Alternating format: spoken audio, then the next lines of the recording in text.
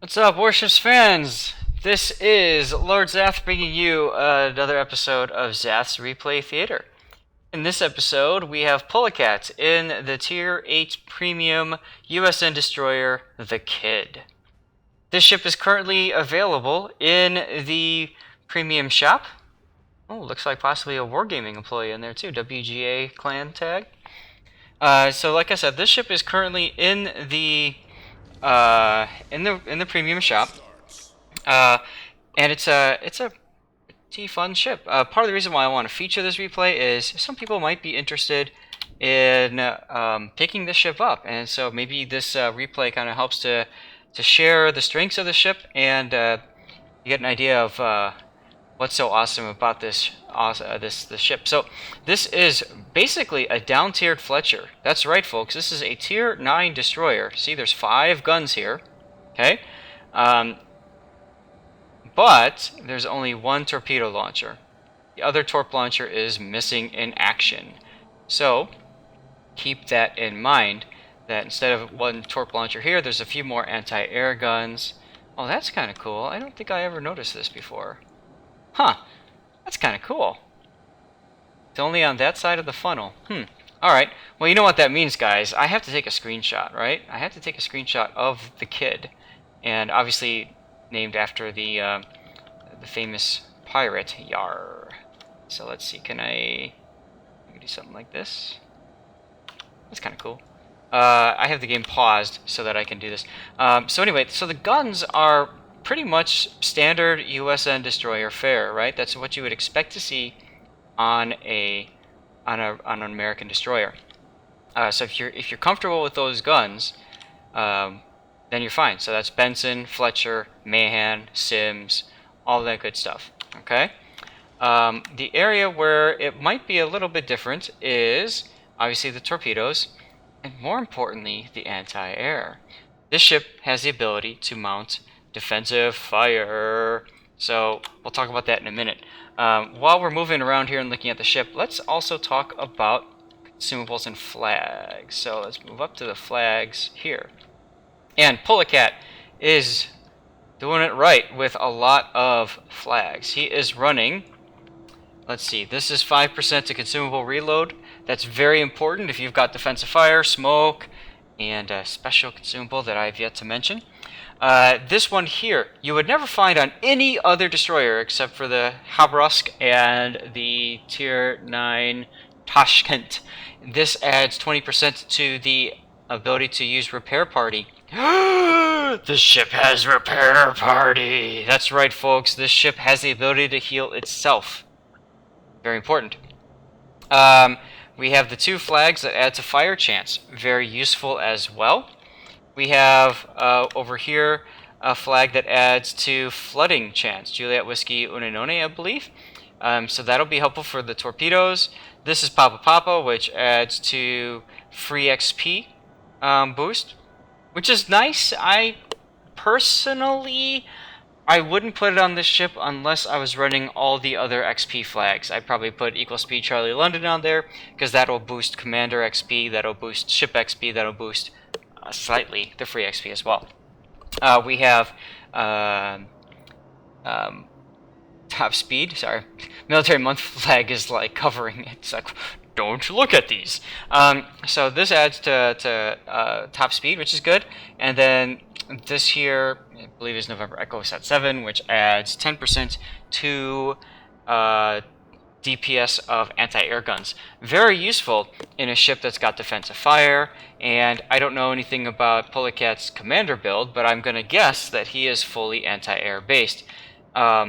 So yeah, so let's talk about consumables. We see premium consumables all throughout, which you definitely want to be doing at Tier 8. And we've got smoke, damage control, or sorry, damage control party. Like I said, the repair party that's very, very useful, and the defensive fire. This ship is really good for players who know how to destroy her well, and Pulicat definitely knows how to destroy her well. He is ranked out, I believe, on every single season of Ranked.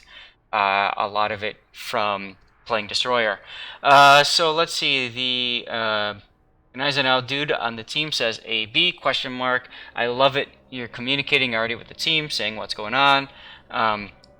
Pulicat is in a 3-person division. He's divisioned with another kid and a Lexington. Gee, I wonder, did they do this on purpose? Of course they did. By bringing 2 very strong anti-air destroyers into a game with carriers, he's able to ensure that his investment in the DPS flag for anti-air and in premium defensive fire will pay off, right? It makes perfect sense. Fallen Zulu leads with a torpedo bomber and a dive bomber following. My guess is he is strike. Yep, there's the other dive bomber.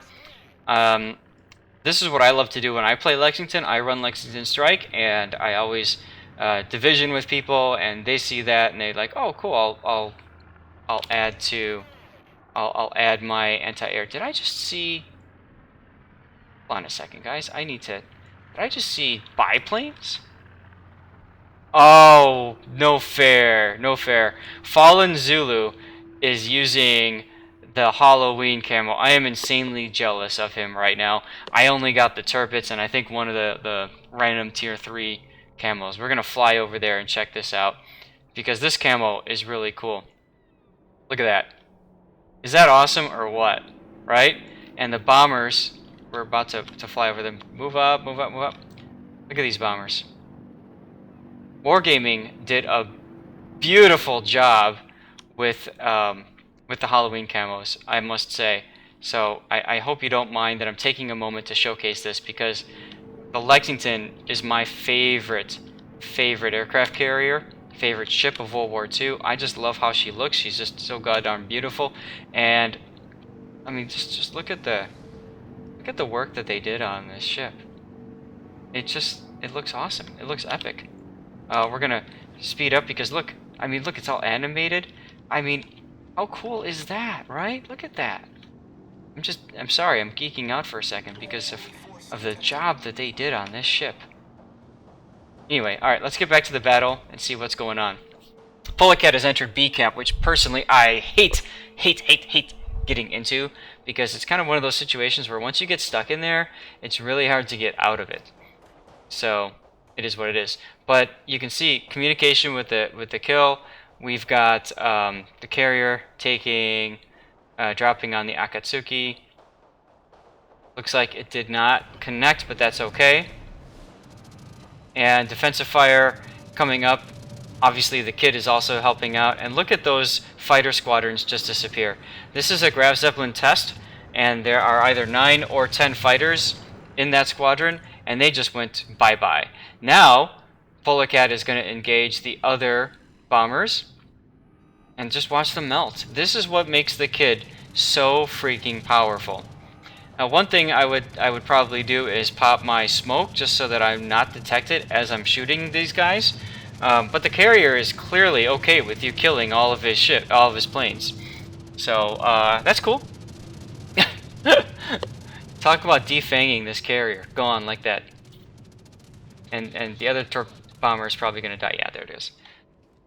Whew. Wow, that's a lot of plane kills. We obviously don't know how many the Kaiser got, or if the Belfast even got any kills. But wow. So if anything, that definitely showcases the strength of this ship, right? Alright, so Pulicat is just getting some free shots in on a destroyer because he's not detected. And we see the Kaiser moving up. He's probably going to head to sea and do something with these destroyers. Storm warning coming in 3 minutes. That's very important. Because in 3 minutes, he's going to lose a lot of his ability to fight, at least in open water. Nothing with radar on the enemy team, which is very important. Ooh, and Mr. Kraken Warrior did not do well in Pensacola. He's down. Where did he die? In C. In dead center in C. That, my friends, is a positioning fail. let's pause the game because by now we're 4 minutes in. Let's take a look at the minimap and see what's going on. So we have an enemy Benson that's capping A point right now. The Kagero is wisely running away. Nagato is going to get torpedo bombed, and because the Lexington is running strike, there is literally nothing that the Nagato can do. I think one thing that we should note here that I think should have happened was there should have been a comment out to the team saying, our carrier is strike, therefore you have to defend yourself from torpedo bombers and bombers. I see so many times people in the game just expecting the carrier's fighters to be over them all the time, and that just doesn't work, right? So a battleship player, and to a certain extent cruiser or destroyer player, needs to learn when there's carriers around, you can't depend on your friendly carrier to just clear the skies for you. And look at the Nagato, right? The Nagato looks like he's launching a scout fighter, although that's probably too late for this bomber wave. This bomber wave definitely can be intercepted, but it's probably too late for this one. Nagato's going to take a good amount of torpedo damage right now, and he didn't have to, right? He should be aiming away, or preferably aiming into the torpedo bombers. But of course that puts him in jeopardy with all these ships here. So, you know, it's one of those things I would probably, if I was Nagato, I'd be turning away. I'd probably be sailing due east right now so that I could turn into the torpedo bombers when he tries to get around me. But anyway, I would definitely be communicating with the team and saying, don't be expecting any sort of anti-air from our carrier. I think that's really important. One more thing I want to mention. So, C is currently being capped. Lo Yang has the ability with hydroacoustic search. It's got a really strong hydroacoustic search, so it can lock down that cap. And, especially with its positioning right there, sit back and smoke, fire off your hydroacoustic, and then you see torpedoes coming into you, and you can shoot at these guys or these guys. I'm going to clip away, and let's see. Yep, Lo Yang is in smoke, to be expected. Surprisingly, he's not firing on either ships, but he could definitely be doing that. B cap is theirs, however, we can see that there's a couple of ships that are in position to challenge it once these ships move out, and remember I said earlier about getting stuck in B cap, it's very easy for that to happen. This Belfast may just as well, that might very well happen, I should say, to this guy.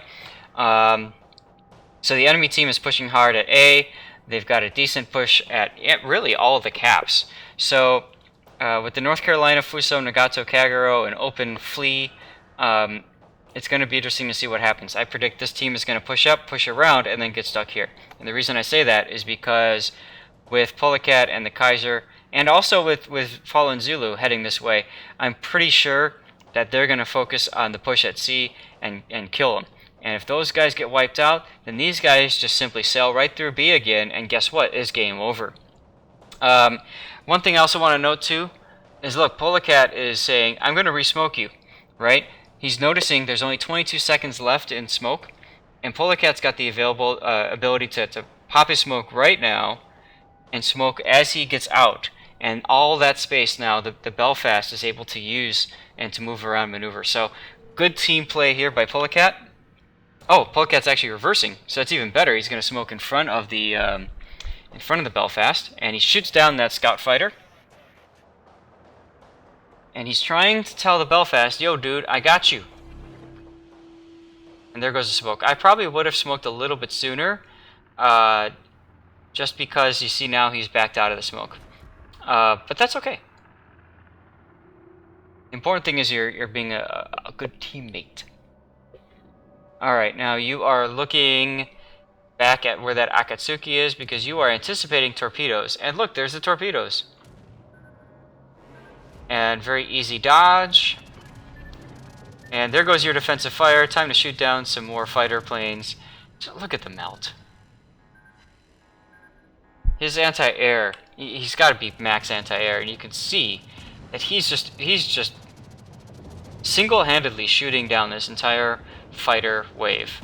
Not single-handedly, actually. It looks like the Belfast got one or two. But damn, right? Like, seriously, that's a no-fly zone that you just created. Fallen Zulu is dropping on the Moss. Let's see if he can redeem himself and kill a destroyer with his torpedo bombers this time. And he does, with a devastating strike. Nice job, Fallen. Nuremberg continuing to just be there. Nuremberg can't really do much in this situation. The only thing he could do is push with Hydro on, but there's a Belfast too, so there's that. And the Belfast is pulling into the smoke now and getting involved. Now, we've lost vision on the Nuremberg, so two possibilities. One, stay in smoke and shoot at a different target, maybe the Nelson. Second choice would be to pop out and detect the Nuremberg, which is what he's done. Once you get an idea of where these enemy ships are, and notice how he's purposely staying outside of the smoke so the Belfast can get in on this. And he pulls back in, and you can see, now it's gone. Belfast, what are you doing? Oh no. This is, you can lead a horse to water but can't make him drink kind of things. He's created for this Belfast smoke. There's no need for the Belfast to get out of the smoke, get spotted, get bombed, all that stuff. And you're gonna see watch these bombers hit. I'm gonna get out of here I wanna watch these bombers. What are these bombers gonna do? What are these bombers doing?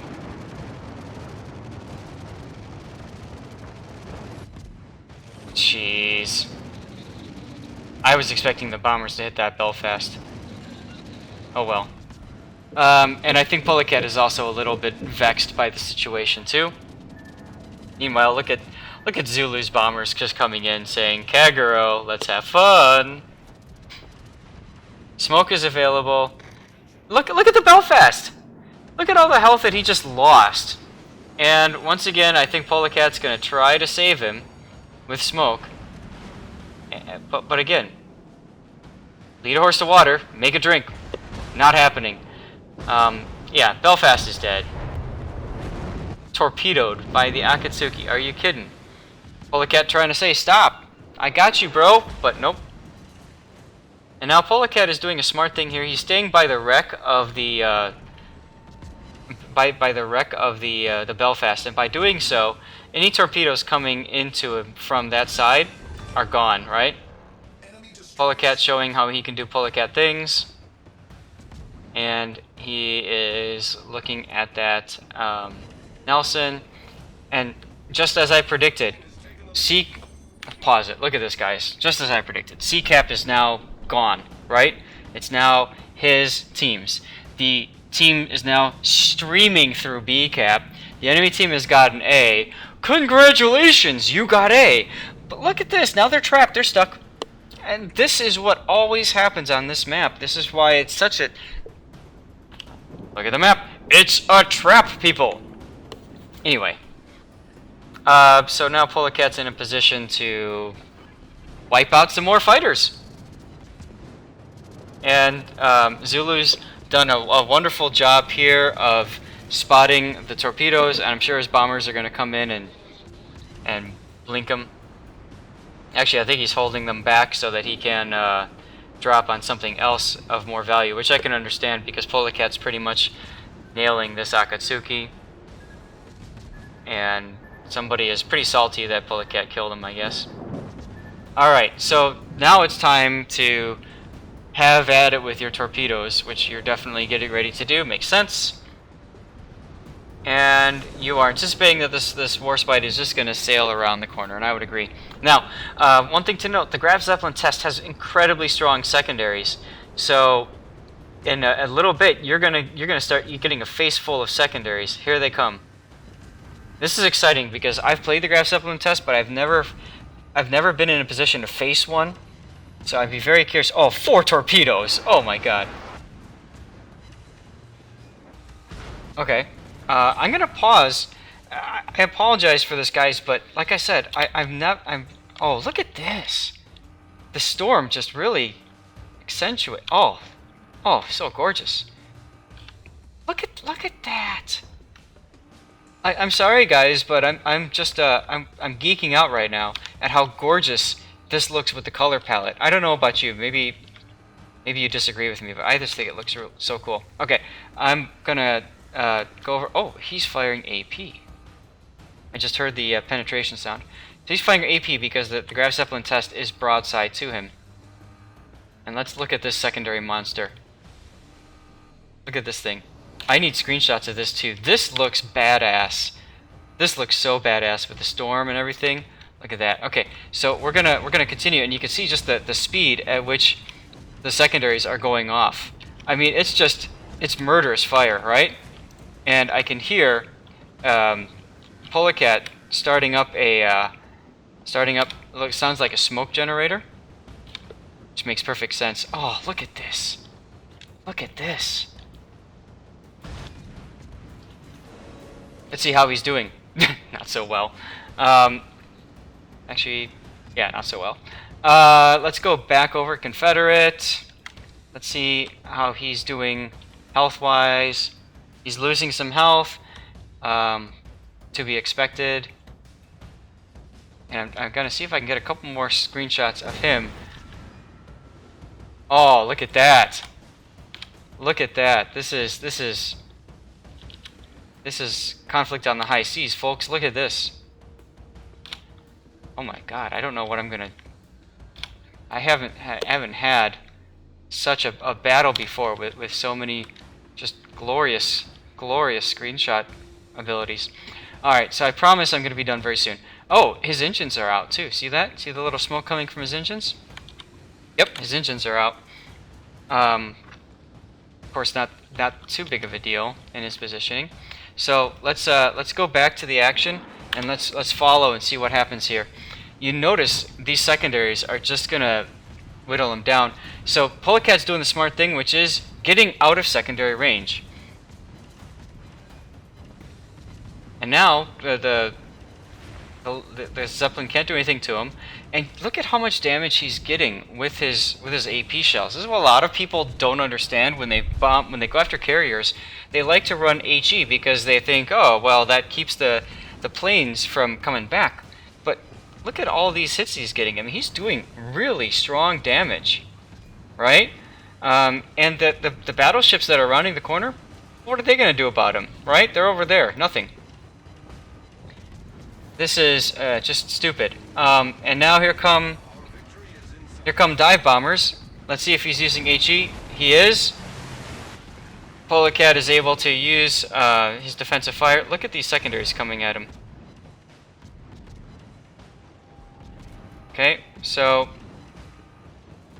Pulicat is now getting a bunch of bounces and shatters, most likely because the Graf Zeppelin test is looking right at him.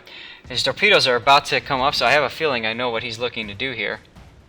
No, he's going to torp the Nelson. Very smart. And he's anticipating that the Nelson's going to slow down a little bit or turn. And he is definitely going to do that, especially now that he just got spotted. So those torpedoes are not going to hit. Bit of a misplay there, I think, if he didn't back up as far, or if he knew he was going to derp out of the smoke like that, hold off on the torpedoes. Either way, now is a good time to run away and continue to punish this carrier, as the carrier is clearly getting close to him. And again, look at these. Look at these. Oh, I'm gonna drop out of here again for some screenshots, because now we can add the dive bombers to the mix. Stuka dive bombers, really cool. Look at those guys as they attempt to dive bomb the kid. And it looks like they kind of failed.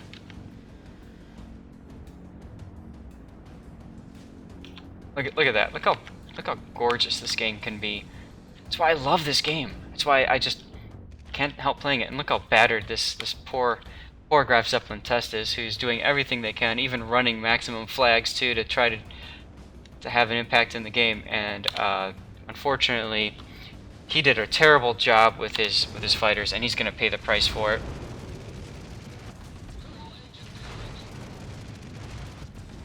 Now, in any other destroyer, I'd say this is a bad idea.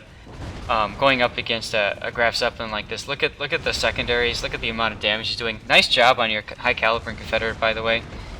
But see, the thing is, the kid can just laugh away the damage because, well, you can see he's healing up. Nice kill, Pulicat. I'm gonna see if I can screenshot this too, because that looks kind of cool, huh? right? It's like, I killed that! Roar! Yeah. And from here on out, we're gonna continue the rest of the battle then, and see what we can see. Look at that mushroom cloud. You got wrecked, son!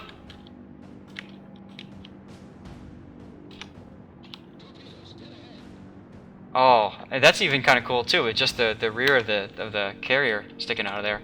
All right, back to the game. So Nelson is engaging the Kaiser, and the Kaiser is torping him. And now we're going to see Pulicat supporting his friend, but not that friend didn't need it. And this game is all about one anyway, so I do apologize for pausing so much to take screenshots, but I've never seen the game look this beautiful in storms before. I guess I don't know. I guess I haven't really played around with it that much. All that's left at this point is a Kagero, and the team will most likely point out unless he gets spotted. Obviously, Pulicat feeling very good about his game, and he should be. 139,000 damage, high caliber Confederate. Good stuff, man. 2 kills. And, I mean, honestly, you did everything. Look at 40 planes shot down. 40! Now, the other destroyer also shot down a few planes too, right? So, I mean, this is good stuff right here, guys. And this is what makes the kid so powerful. So, Pulicat, I want to thank you for sending in this replay, allowing me to showcase the power of the kid, why it's so useful. And, guys, if you have any comments, please, by all means, do your whole typical YouTube like, subscribe, comment thing. I'd love to hear from you. And please send me replays. If you're looking at this and you've got a kid and you're like, why can't I be as cool as this dude? Send me your replay. I'll let you know. I'll tell you what you're doing right. I'll tell you what you're doing wrong. I want to help you get the most out of your ship. All right? So please send it to me. And I'm going to sign off by saying I hope you have a happy Thanksgiving. And I really do want to thank everybody in the community for supporting this channel. It means a lot to me that I can help everybody else continue to grow and get better with this game. And I'll tell you, this is so much fun seeing how other people play their ships. I'm learning while you're learning, and that's cool. So we're going to finish out this battle, and we only have a couple more seconds left. That's it. So, once again, guys, thanks for watching, and take care out there.